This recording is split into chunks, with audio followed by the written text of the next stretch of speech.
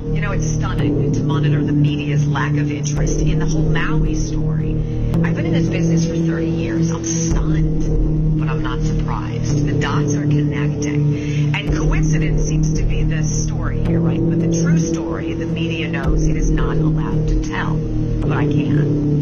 Is it a coincidence that the Maui police chief is the same man who was in charge in Las Vegas during that massacre that killed 58 people? Is it a coincidence that the Maui property, owned by million and billionaires, wasn't touched by the flames while homes of the locals all burned? Was it a coincidence that the flames traveled across hundreds of feet of pavement and crossed a 4-lane highway with emergency shoulders to jump into the ocean and then burn all the boats?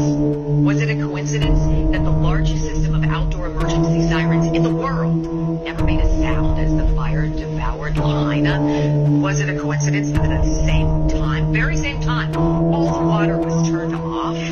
Was it a coincidence that police were ordered to block off streets and to funnel all the cars trying to escape onto one road where that firestorm incinerated entire families? How about the coincidence that the governor of Hawaii, Josh Green, just weeks before that inferno, signed a pledge to the UN's 2030 Agenda of Sustainable Development, pledging to eliminate emissions? Weird. And think about this coincidence. That governor also signed an emergency proclamation on July 17th, 3 weeks before the fire, about housing of all things, and suspended 7 state statutes protecting historic preservation laws, removing all of the red tape when it comes to building infrastructure. Coincidentally, that emergency proclamation also suspends previous building laws and gives the governor some magic wand power to appoint a housing czar to rule on the island's redevelopment. Is it a coincidence that the government put up a black fence around Lahaina, or that the FAA grounded all drones from flying over the affected areas? Is it a coincidence that since at least 2011 there have been plans to make Maui the first